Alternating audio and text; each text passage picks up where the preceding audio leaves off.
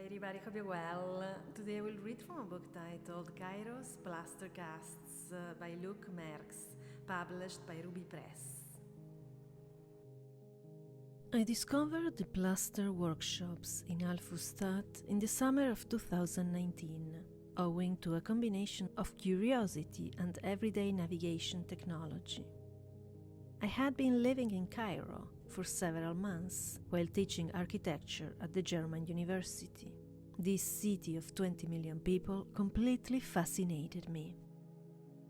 When I first arrived, I found it difficult to orient myself spatially, so wherever I had the opportunity, I explored the city using Uber. Often, I had no specific destination. I simply wanted to grasp the larger urban context. If a place particularly interested me, I would mark it in my navigation app to study it in more detail later. Uber helped me discover the big picture. Along the way, I would get out to investigate certain areas on foot. On one of my countless tours through the city, I noticed white arrows painted on the plastered walls of buildings. Hanging alongside them were scattered profiles, plaster rosettes, and other ornaments. The plaster ornaments were always accompanied by the white arrows, which were painted on the walls in gypsum. I followed the arrows until I reached the workshops. Gypsum and other materials were stored outdoors in front of the businesses. I first noticed the improvised back sections of the workshops. Visible from a distance, the ornaments were piled high to the top of the walls. As I got a closer look, I felt as if I were diving into the 18th century Rome of Giambattista Piranesi. The workshops did not have roofs. Their architecture appeared unfinished and, at the same time, was already half decayed and covered in a patina. The walls were adorned with architectural details. The resemblance to historical plaster workshops in the 19th century England was striking. In both, the artisans used the workshop as a showroom and a reference for planning their projects. One entered a kind of spatial catalogue. Although they were ateliers, they felt more like a dilapidated, opulently decorated palace. The ornaments themselves appeared not as banal samples in a showroom, but rather as a rich archaeological collection that included Roman spolia. Architecture from antiquity had been disassembled into its individual components, creating a sort of building kit. The strict classical ordering system had been deconstructed. The resulting pieces could be recombined at will. The result was visible throughout Cairo. Ultra-thin stretched-out columns, 5 stories high, part of a colorful medley of cartouches, volutes, edicole, and cornices on the facades. Intuitively collaged ornaments characterized both the gated communities on the periphery and the informal settlements. Inside a home, the lavish ornamentation continued in the reception area, a purely representative living room usually furnished with neo-Baroque furniture. Ceilings and walls often decorated with neo-historicist plasterwork. The workshops themselves were a kind of distorted reflection of this building practice. The individual components were assembled according to the pragmatic criteria of the artisans. The arrangement was not arbitrary, but neither was it congruent with the holistic architectural concepts of classicism. Similarities to the ancient order were mostly coincidental and based on little more than a rough intuition.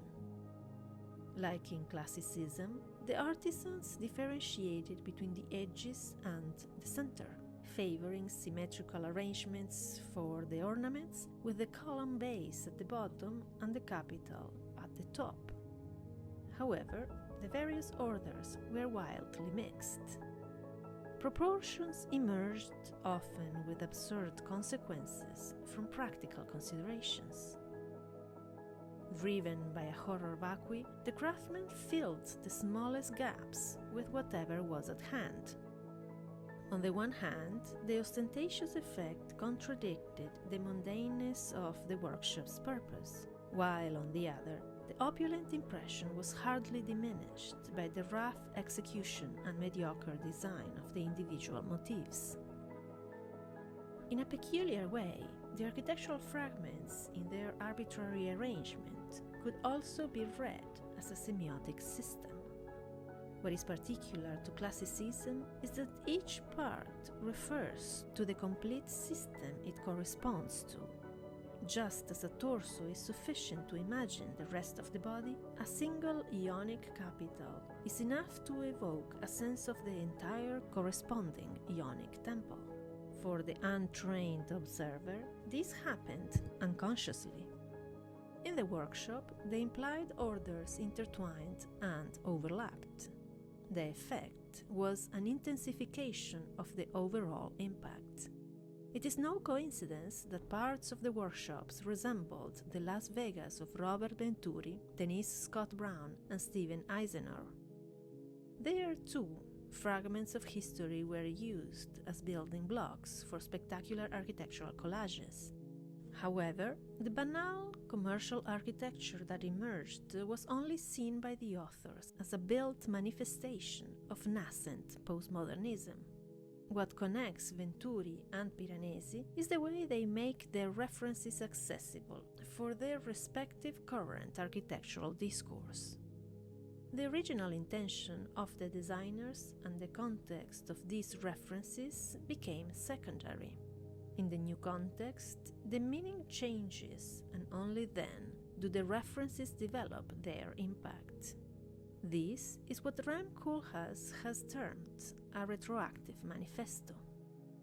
In a similar way, Cairo's plaster casts can be read as an aesthetic manifesto.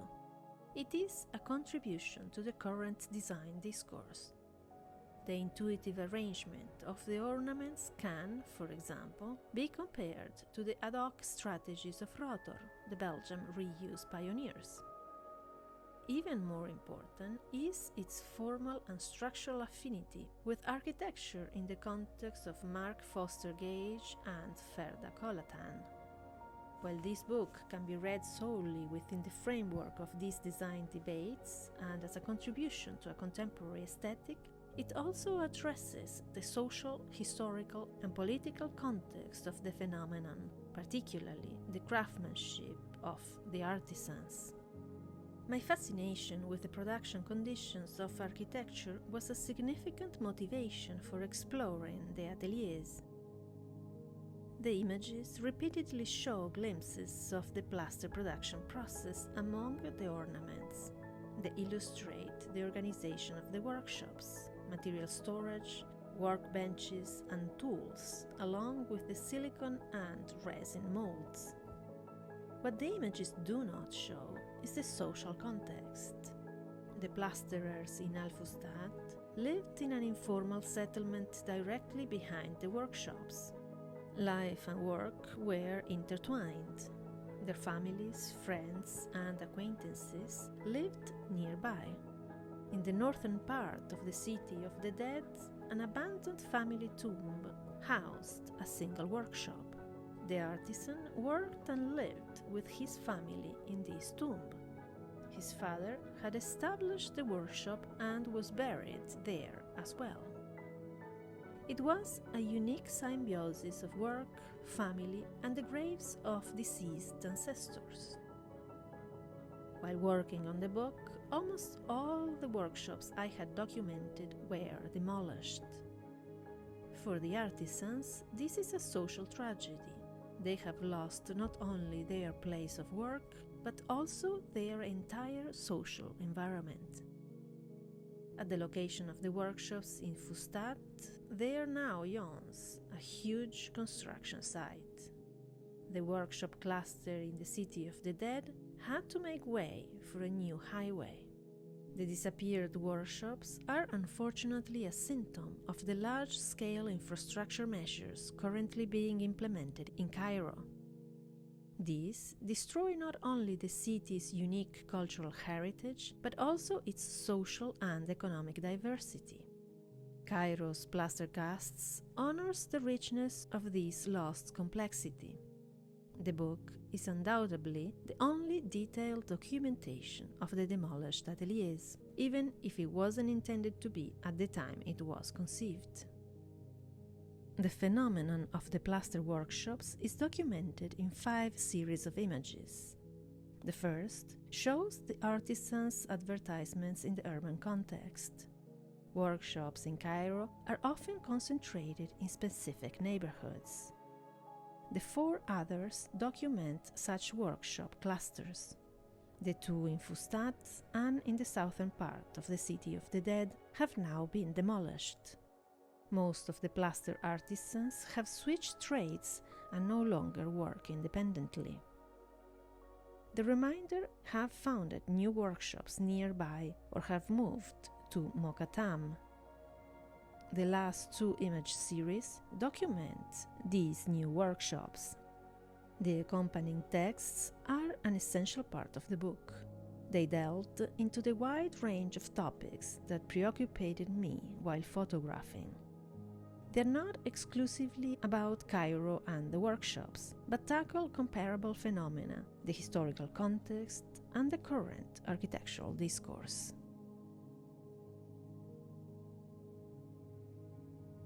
Ask for the book at your local bookstore. Thank you for watching and see you in the next video.